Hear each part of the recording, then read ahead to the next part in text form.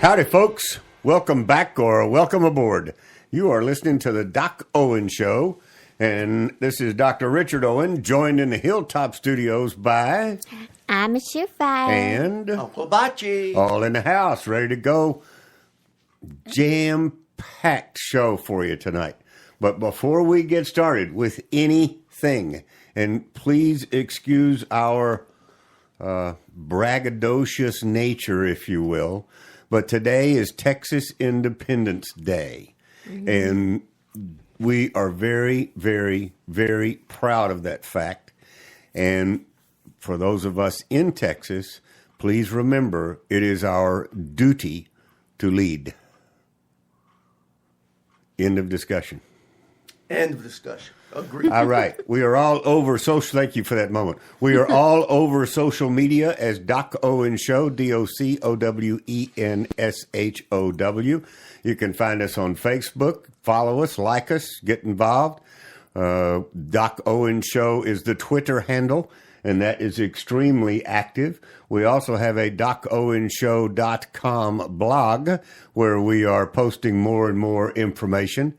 And if you would like some relief from fake news, you'll be glad to know that there is an app for that on both iTunes and Android PlayStation called Doc Owen Show.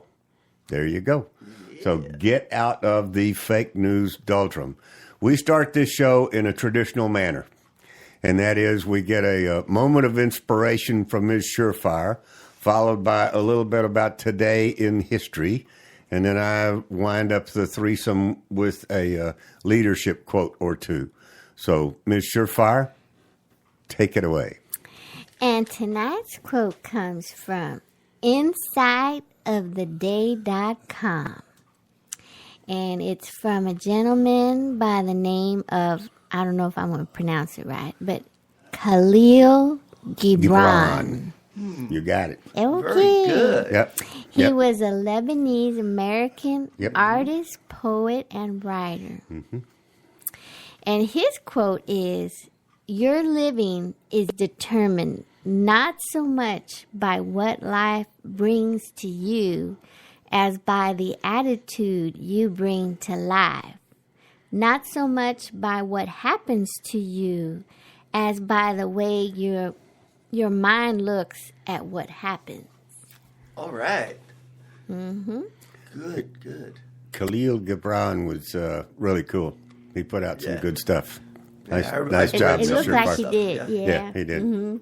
Uncle Bachi, Yes, sir. Anything in the past that we should know about? Actually, tonight, we got 4 things. We didn't have any for the last few weeks. You ate your carrots. Well, I did.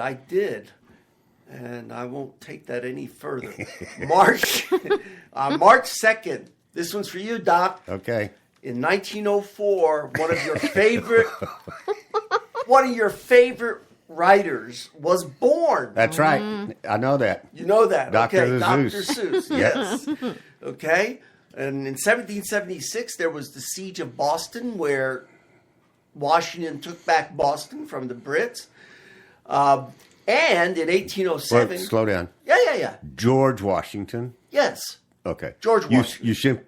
You simply said Washington. Okay. And I wanted our audience to understand it wasn't the federal government that took it back. Right.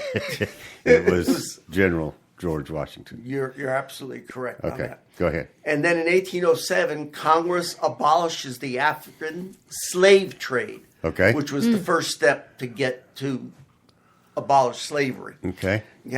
And then, of course, you said it already. Took my thunder. Texas declares independence in 1836. Mm-hmm. Yep.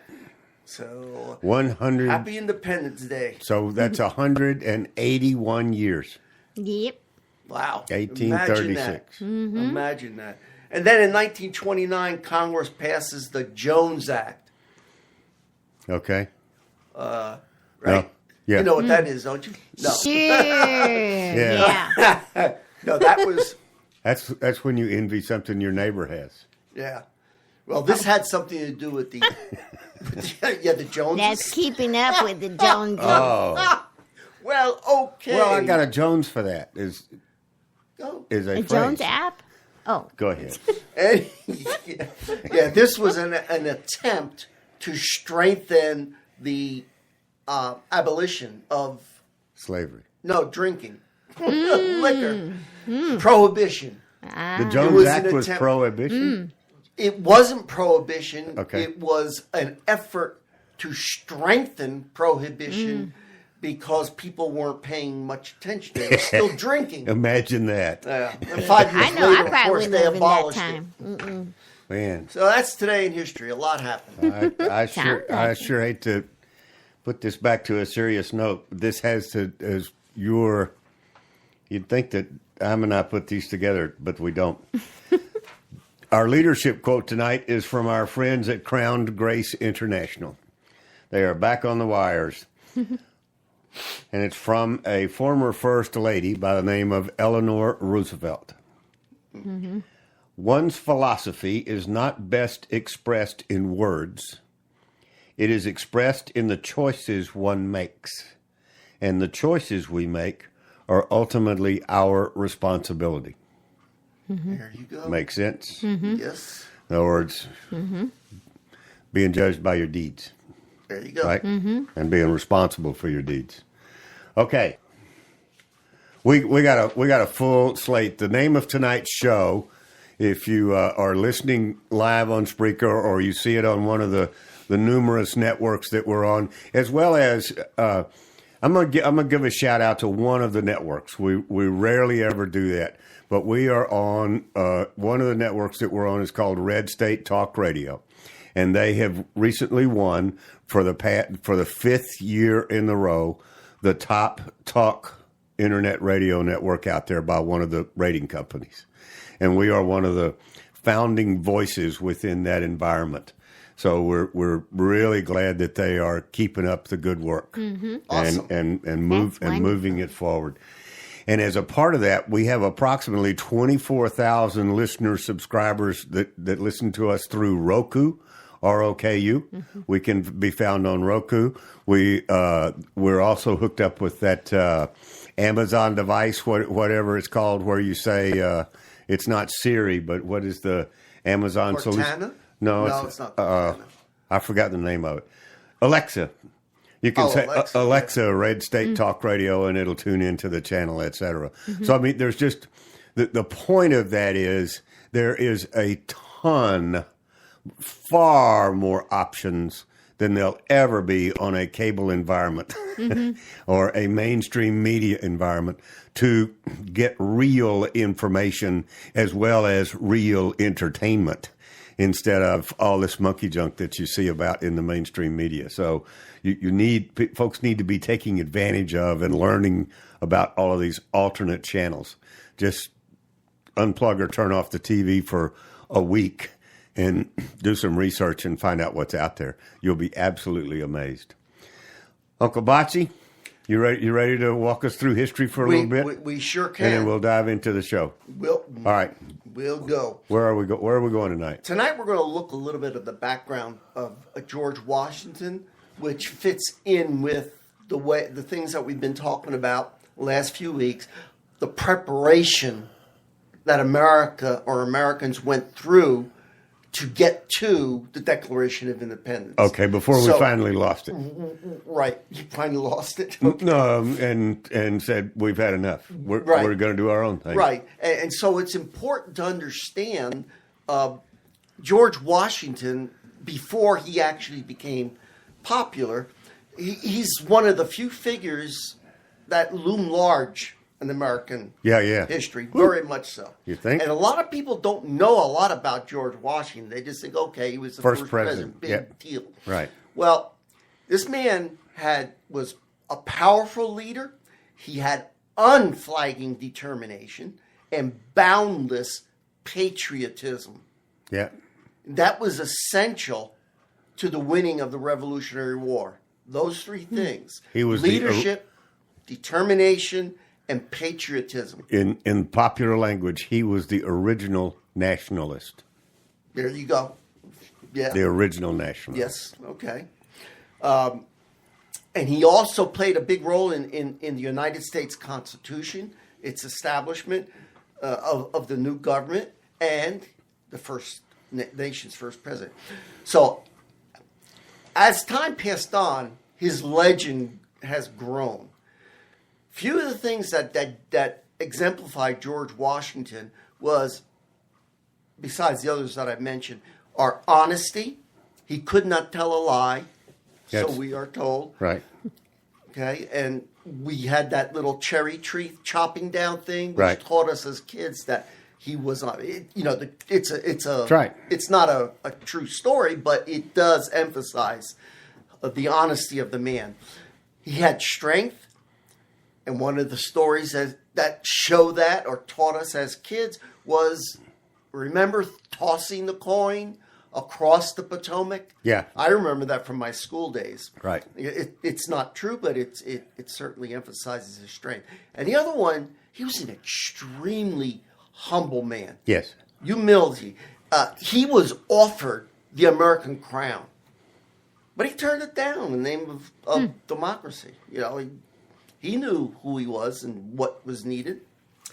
Now, he was also very religious. Yes. God-fearing. Very God-fearing. Yep. Okay, and there are some great myths that came out of small truths, but the contribution this one man made to the creation of the American nation cannot be denied. George Washington was born in Virginia in 1732 to actually a very wealthy family. Mm-hmm. Okay, they had several plantations, and so the one thing that affected him very deeply was that his father died when he was 11 years old. Wow. Yeah. So he did not have that fatherly figure around for very long. He was very sensitive about the lack of his advanced education because of his age and because of when his dad died. He had to go to work. He had to go to work, right? Right. And he had to take care of the plantation along with his mom. Okay.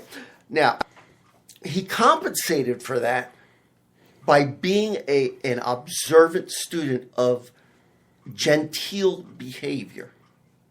Okay? Washington, so he was a genteel man. Washington's experience on the frontier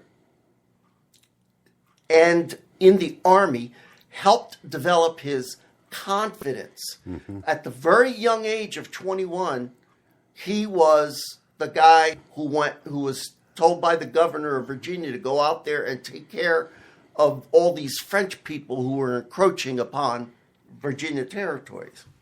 Okay? So this fostered his leadership skills. He studied very hard on his own. One of the things he studied was the Rules of Civility, which is a guide to gentlemanly behavior and polite society. Interesting. This is incredible about this man. This contribution, that the etiquette manual and the moral code that taught young George how to interact with his powerful and influential neighbors. Okay, and he became a moral leader. Right. There's no question about that. Right. Okay?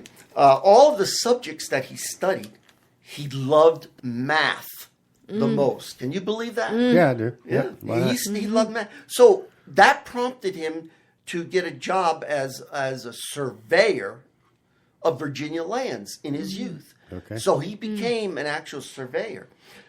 He walked miles and miles and miles through his home state surveying the land, which gave him a real appreciation of the land. Sure. Of his home, Virginia.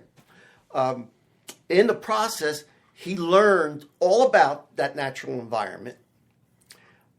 As a colonel in the British Army, Washington played a great role in starting the French and Indian War, which was a 7 Years' war. So George Washington was really the person who started that war. Okay. Okay. Well, you said and it started here as a colonel in the British Army. yes, because there was no America at the Okay. time. Okay. I'm just wondering. Yeah, yeah, and so he was told to go, and he started the French and Indian War, and he was ordered to deliver a message to the French, the guys who were settling out there who shouldn't have been, because they were encroaching on British lands. So he got sent by the governor. His first taste of battle was humbling to the 22-year-old colonel. It was very humbling for him. It was his first mission, and the French actually forced Washington to surrender. So 1/3 of his men had been killed or wounded, but there was another time. Okay. When the tide of war turned in British favor, Washington would return to Fort Duquesne. Mm-hmm. That's where the first battle was. Yeah, Pittsburgh. Okay, right. And this time in triumph, the British burnt the fort to the ground and founded Fort Pitt, later Pittsburgh, like you said.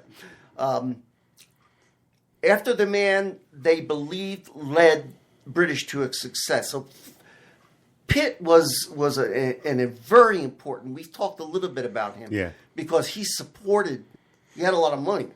He was very wealthy. Now, Washington enjoyed victory at last.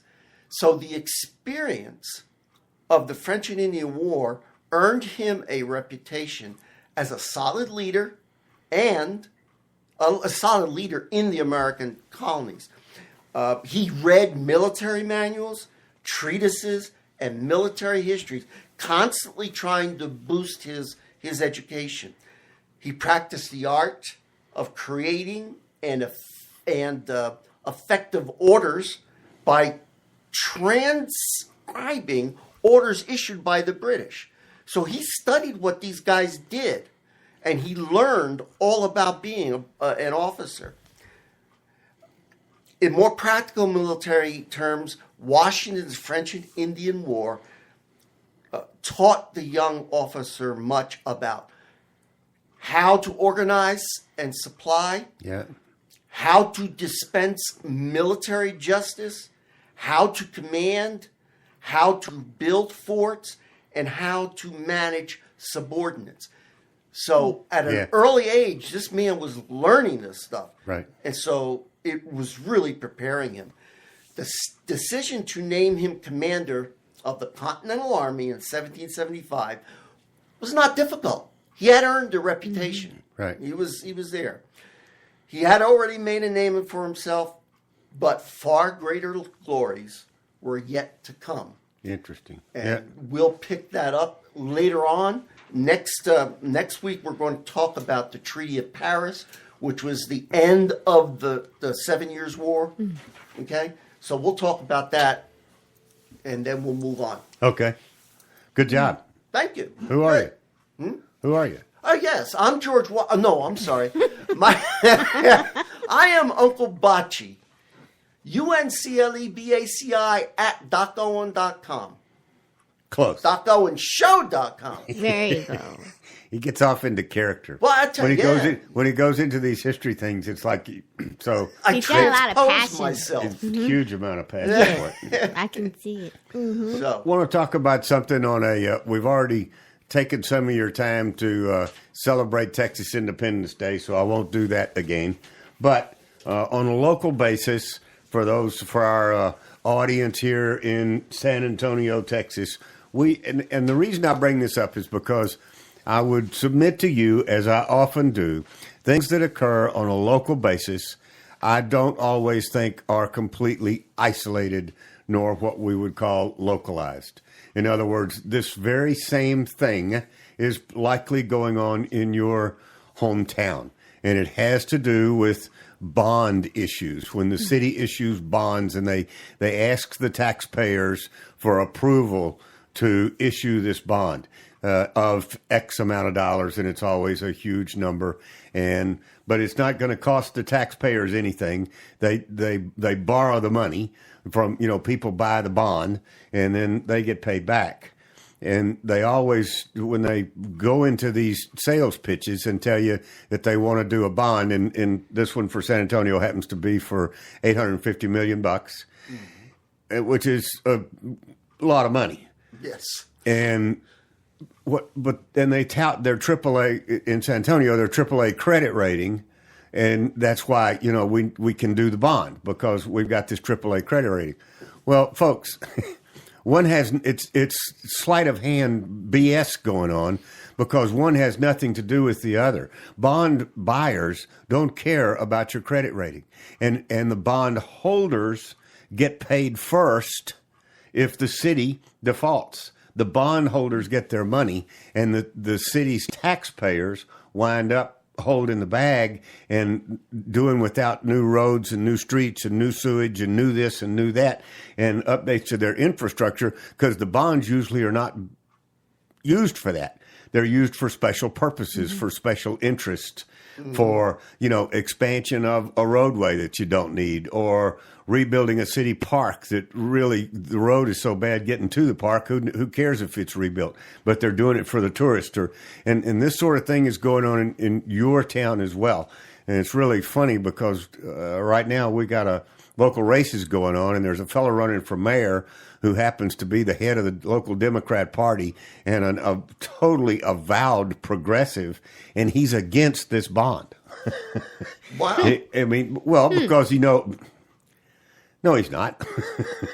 He wants the votes of the people who are against the bond. He's the only candidate for mayor that's speaking out against the bond, so he can get those no to the bond voters on his mayoral side. Yeah. And yet the bond is probably going to carry because a lot of people think, oh, it's $850 million. They're going to fix the streets. They know that we don't know how to connect the dots. And they're wrong about that when it comes to Doc Owen Show. Yes, and if you're listening and spreading the word, we'll have others that know how to connect the dots properly. That's the reason that I bring it up. It's probably going on in your hometown. Let's go a little bit farther out to a state level, not the state of Texas, but the state of California. You remember the Oroville Dam thing? Mm-hmm. And it was going to burst, and the rains were coming in, and it's still not out of the weeds in terms of it could still give way. Mm-hmm. It's in very, very bad shape, and they're not fixing it. There's this thing out there. We're going to connect some more dots. There's this thing out there called Cal Exit. We've made fun of it on the show, and you may have seen it, in passing or something. And it's about California's movement to exit the union, right? Mm-hmm. They don't like what we're doing. They want out of the United States. There is a major pocket of resistance to this Cal Exit movement that is really standing in their way, that they cannot budge. Guess where that pocket of resistance is? Northern California. Downstream from Oroville Dam. Mm-hmm. Oh, okay. That's why Jerry Brown, governor, and company are doing nothing to fix the dam. Literally. Wow. If that dam bursts, the predominant resistance to their Cal Exit movement is wiped out. Wow. Oof. I mean, seriously, you really think he thinks like that? Yes. Mm-hmm. I believe it. Yes. That's Jerry Brown, remember? And it's not just like the devil's child. It's not just Jerry Brown. It's New World Order people. Yeah. Any human sacrifice is simply a function of getting to the New World Order because they think we're overpopulated to begin with. Mm-hmm. So the loss of life, they're going to be upriver. I mean, you know what I'm saying? The people, the real New World Order leadership, they're going to be upriver from all of this. They're not risking their lives. Yeah. And the little people that they are risking are little people. I'm sorry, but if I'm the one to burst your bubble, but there are people who think that way. Mm-hmm. It's no different than corporate America. You've seen a corporate climber trying to go, up the ladder in corporate America, not giving a diddly who they step on the way up. Mm-hmm. Right. No difference. Yes. No, it's not. I've It's seen that with my it's a own eyes. moral issue. The lack of it's a lack of moral issue. Yeah, exactly. Are you aware of, and this is kind of on a lighter note, but I thought it amusing, that a bunch of illegal immigrants held a protest against deportation. All right? Guess what happened? Let me guess. They were immediately arrested and detained by ICE. Thank you for coming forward. Good. That's true. It is true. It's a true story. I can It's a see true that. story. Mm-hmm. Well, A that's group awesome. held a protest against deportation in Jackson, Mississippi. They were quickly detained by ICE. And, they spoke out on how they thought, how rude it was that ICE would come in and arrest them. Thank you, Trump. Yeah. One more thing, on a little more. This is kind of a tongue in cheek. If you're not familiar, former Texas governor and former candidate for president of the United States, Rick Perry, has been confirmed as the head of the energy department. Is that right? He is correct. He's now the head of energy, which, by the way, is one of the departments that he was going to do away with when he was running for president. That's right. So Mr. Perry has now become a true project manager, and the definition of a project is to, a specified objective in a specified timeline. Mm-hmm. It's the only trade in the world where you work yourself out of a job. Mm-hmm. So Rick's job, excuse me, I don't know him that well. Mr. Perry's job is to wind up with no job at the end of his tenure. In other words, he's obviously going to be true to his word and shut it down. You think so? No. Yeah, I don't either. But I just thought I'd lay it out there. Yeah. And there have been three, what did we find out? There have been three other approvals very recently in the same timeline. We got the head of the Interior, the congressman from Montana. So he certainly should know something about that. We got, what else did we figure out earlier? Help me out, team. EPA. The EPA. Who is that? I got everything down. The one for HUD. EPA Yeah, was and, Scott Pruitt. Pruitt. Yes. And Ben Carson, Dr. Ben Yeah. Carson, Ben Carson. was finally approved as HUD. the head of HUD, the Housing and Urban Development. I want to. We got to have some reason to take a break. So about midway through, we're going to take a break. In the past, we have played for you a very special version of the Pledge of Allegiance done by a former comedian by the name of Red Skelton. And, there's a lot of artists out there who are artists of other things than what you know them for. Okay? Mm-hmm. And Red Skelton was a very talented man. And he wrote a very patriotic guy, extremely patriotic, as you could tell if you listened to his Pledge of Allegiance. Mm-hmm. He wrote a symphony, and the name of it is Reds, White, and Blue. Reds, R-E-D''S, White and Blue. Not very many people know about it or have heard it. I thought the Doc Owen Show would take this opportunity to put it on the air and to give you a listen. So listen up to Mr. Red Skelton's Red, White, and Blue.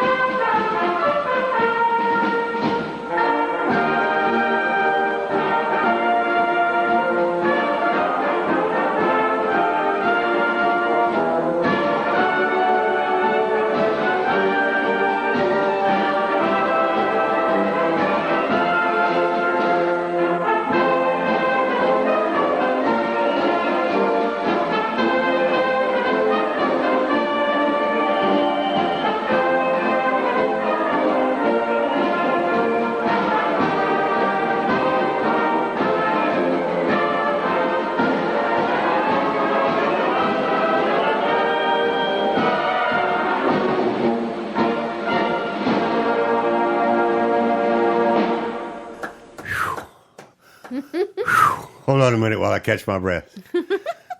That gets me, gets me all going and fired up. Love watching you dancing around there. Reds, White, and Blue by Mr. Red Skelton. Nice. Thought you might enjoy it. Okay, let's go back to the title of the show, which is, read it off of the screen for me, Ms. Surefire. All day long, repeat after me. Okay. And more. And more. All day long, repeat after me. All day long, I've been paying attention to this Jeff Sessions thing, and the Democrats just. The young audience will know exactly what I'm about to say, and there's only one reason that I didn't even put it in the title of the show, and that is just out of respect to the total audience as it is. So, all day long, from this point forward, please learn the phrase STFU. Okay. Yes, and follow it. And follow it. I mean, I'm putting all of this monkey junk that's going on Twitter and on Facebook, et cetera, and that's all I'm doing is basically retweeting stuff with STFU attached to it. Hashtag session. Folks, and now Uncle Bocce informed me right before the show that Attorney General Sessions has come out and agreed to recuse himself from any investigation of the Russians having to do with the elections, right? Right. Well, to a Democrat, to a liberal, to these knuckleheads. You're being kind. To whom I'm on the radio. to whom I'm saying STFU, and the first two are shut thee up. Mm-hmm. That on Sessions' part, he's thinking like a Republican. He's thinking like a conservative. He's thinking, like, okay, all right. If it makes you happy, I can hear it going on in his voice and in the conversation. If it makes it happy, I'll recuse myself from any discussions of the election with the Russians. If we do an investigation of that, I'll recuse myself from that investigation. Well, to the other side, he's just admitted guilt. So now they're even screaming louder for him to resign. It is the whole thing. All of this monkey junk that started with General Flynn is all about, we talked about it for the last 2 weeks. It's all about this thing called the deep state. If you do not know what the deep state is, please, when you hang up the radio or when you quit listening, do some research. Please. You must understand what that is. And I will explain it to you in somewhat generic terms, but you need to be really familiar with it and how strong and powerful. It's been going on since, as we said a couple of weeks ago, Dwight David Eisenhower warned us about it. It's the military-industrial complex, and all of the rumors are driven by the CIA.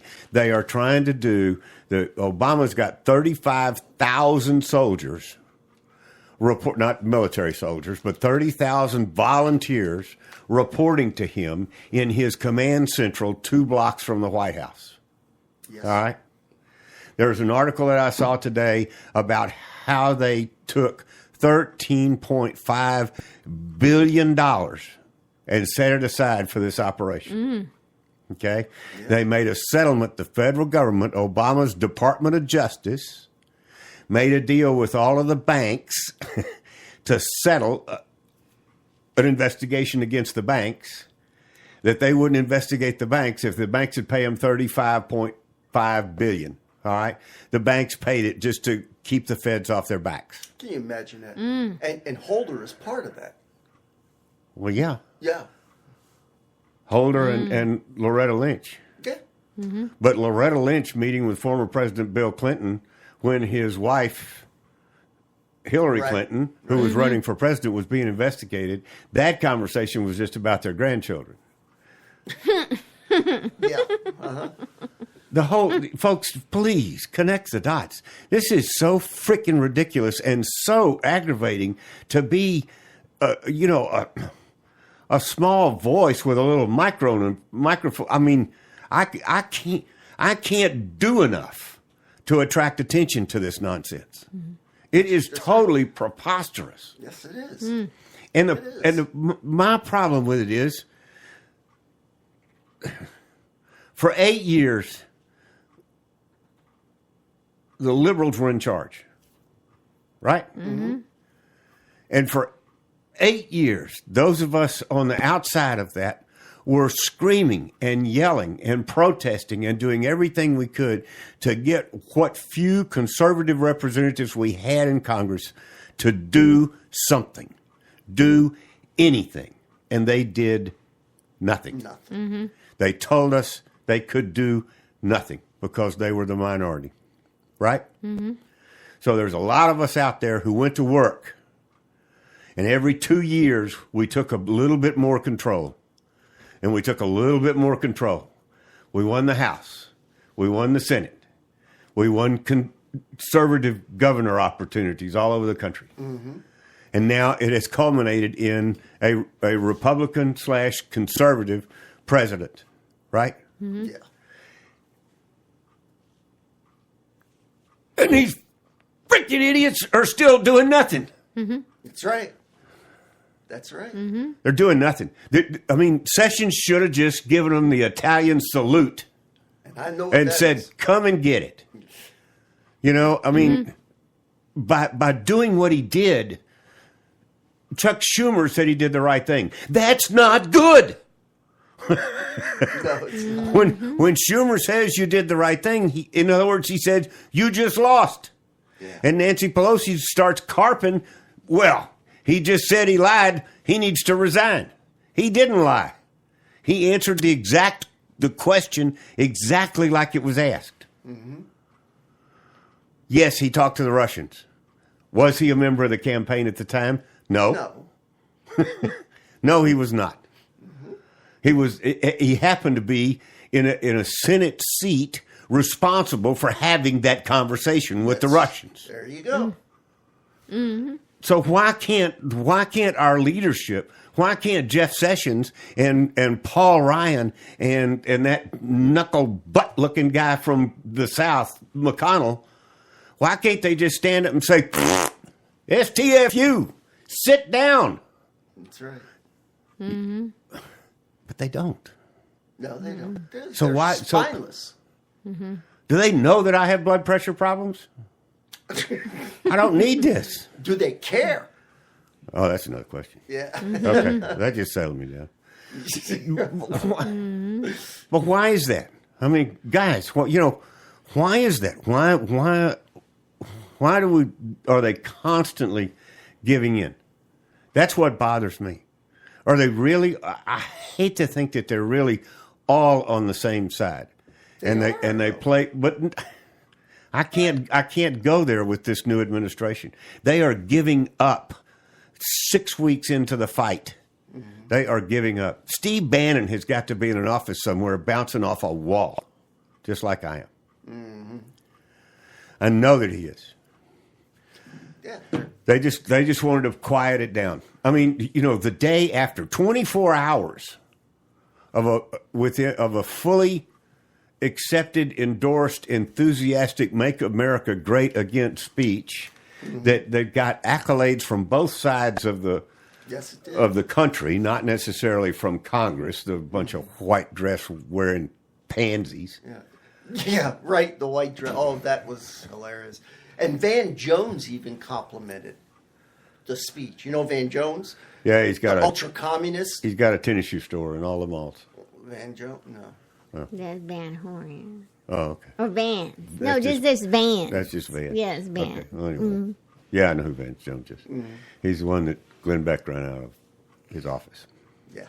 Okay. So, the point is, the deep state is winning. It's just so huge. Yeah. It's the media. It's the mainstream media. It's the it's the intelligence offices within Trump's own government. He can't fire them fast enough to close off the leaks. I told you last week or the week before about the change in the process that occurred 17 days before Trump took office. Yes. About the National Security NSA and how they disseminate information. 17 days before they changed the rules and said we're going to give it to everybody.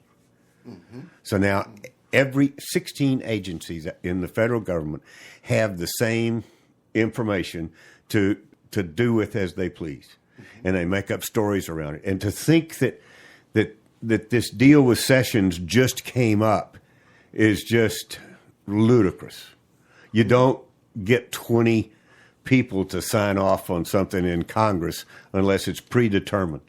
In other words, they already knew they were going to attack someone 24 hours after Trump's State of the Union address, right?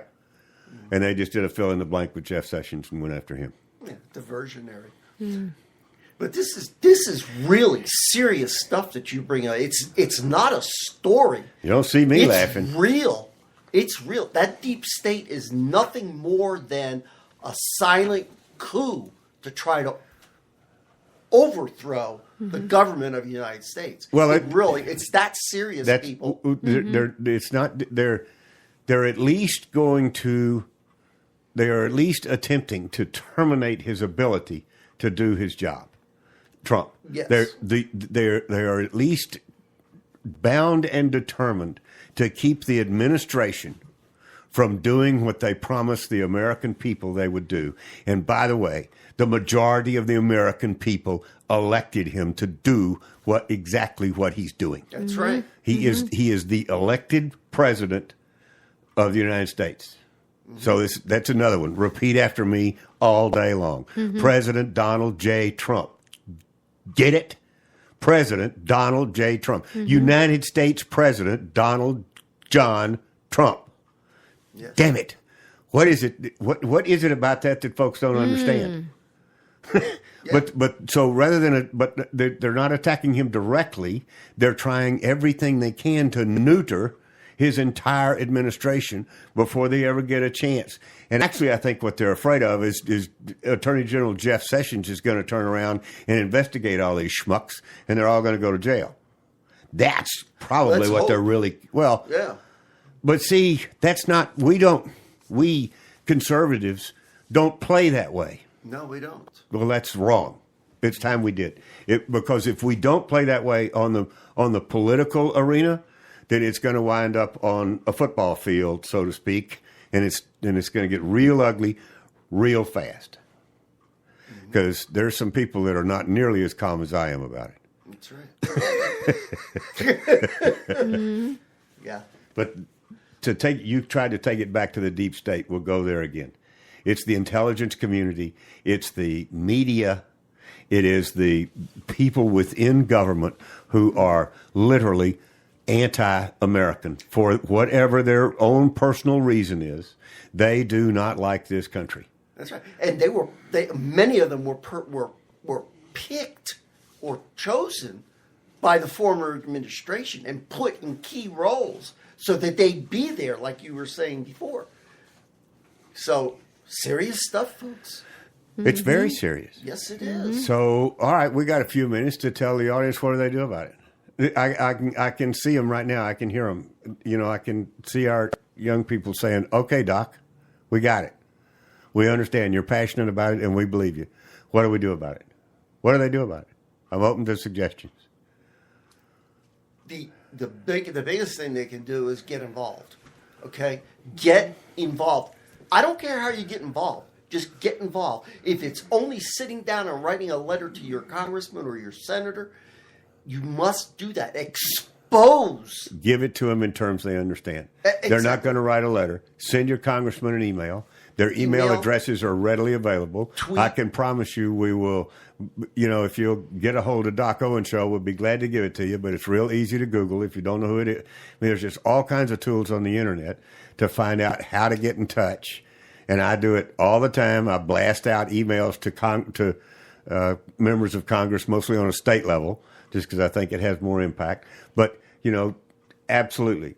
Twitter. What you got to do is don't be quiet. If you're passionate about this country, if you love this country, if you like your life, if you appreciate the opportunity at life, liberty, and the pursuit of happiness, not the guaranteed result of happiness, but the pursuit of happiness. If you're a believer, if you're a member of the majority, the last thing you need to do is to be quiet. You need to be extremely vocal to counteract all of this stuff that is going on around you. And you need to do it with your friends. You need to call them up and say, not call them up, but, call them out when they speak up and they speak a liberal, Democrat, progressive talking point that is a talking point. And by talking point, we mean something like the border is secure. Mm-hmm. In other words, these guys are given their talking points. They're given their marching orders. We don't do that with our people. We expect our people to think on their own and, react accordingly and carry yourselves with, proper manners and decorum and all of that kind of jazz. Sort of a George Washington type personnel. Sorry, that loses in a guerrilla warfare situation. Exactly. And we're in guerrilla warfare. We're not in formal warfare. This is guerrilla stuff. Mm-hmm. This is real hardcore, nasty ass politics. It is. With politics, it's even going beyond politics. If I may draw a parallel. Please. This is seriously an existential threat. What's that mean? Existential. It's a threat to the existence of the great nation of the United States of America. It is. If they win this thing, yep, there will no longer be a United States of America. It will be gone. So all you people out there who have your free iPhones and all of this other stuff, it's going to be gone. Okay. Okay? And the parallel I want to draw is that I said it's existential. Look at what is happening to the tiny nation of Israel. They face existential threat all day long, every single day. 24 by 7. 24 by 7. 365. And this shadow government yes, that Obama is leading, yes, the demon Obama, is the exact same thing. They do not want the United States of America to continue to exist. As it is. No, they do not. As They never have. That has been their intention all along. That's correct. We're the evil empire in their minds. That's right. And that goes for people. And unfortunately, and then you got the. Why are the number 2 people in both houses? Ask yourself this, folks. Ask yourself this. Why is the number 2 person in the House of Representatives, Nancy Pelosi, and the number 2 person in the Senate, Chuck Schumer, getting more airtime and a bigger voice than the true elected leaders of those bodies? Mm-hmm. Paul Ryan in the House and Mitch McConnell in the Senate. Why are these 2 loudmouth jerks who need to STFU? Mm-hmm. Why are they getting more airtime? Mm-hmm. Why? Because they're feeding into what the general media wants to hear. And wait a minute. Why does the general? No, wait a minute.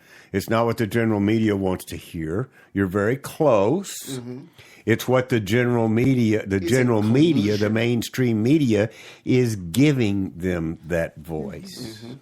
Yes. All right. Control. And the message as a part, and the message as a part of deep state control. Mm-hmm. Exactly. And what's really interesting about this, listen to Nancy Pelosi, listen to Chuck Schumer. I can't. They say the exact same thing. They don't think for themselves. No. They just utter the words Talking because points. somebody told him to say that. Talking points. They get them every morning. There's and no they're thought. But they're very. It doesn't matter I know it doesn't matter to them. but It just doesn't to- matter. Yeah, It matters to us. And the point is, we need to play. We're taking a knife to a gunfight with these people, there you go. Yes. Good. and we won. I mean, I don't know what it's going to take. I don't know what it's going to take. Mr. Trump, please. I mean, the only thing that I know is prayer at this point in time, because that's exactly what it's going to take. I think that's what actually pushed Trump over got him there was the prayers of this nation. Yes. And I think that's what it's going to take. But golly gee, Uncle Louie, please. No, it's Uncle Bocce. This is tough. That's just that's an awful lot to ask, but that's all this country can do. That's the only thing that's going to keep it from just going kaboom. Because these guys, these liberal progressive Democrats, are absolutely not going to quit. No, they aren't. They're not going to quit. They have got tons of money, and they don't have enough sense to. I mean, obviously, they don't know they lost the election, or don't care. They're going to do. And it's not just obstructionism. It's more than being an obstructionist to the agenda of the administration. They're literally trying to take down the United States government. That's what they're doing. Yes, from inside. from inside. And that's what Abraham Lincoln said. Oh yeah. Yeah. I mean that's our biggest threat. I all day long repeat after me, STFU. That's all I can say. I mean, just get in somebody's face every time you hear it. Be polite, but be firm. Be polite, but be firm. We are not going to take this anymore. It is over. You lost. Get to the back of the bus and watch the grown-ups do this. That's right. It's pitiful. It's beyond ridiculous. Yeah. I'm gonna have to double up on my blood pressure medicines. This is pitiful. Yeah. I can't believe it. I don't even have a blood pressure problem, and I feel it. Thank you for being with us. Say happy Texas Independence Day to the rest of the country. And, for those of you not in Texas, we're having a front row. Time to go. You have been listening to the Doc Owen Show. Thank you so much for having us. We really appreciate it. Now go out there this week and take care, pay attention, and God bless. Bye-bye, folks. God bless.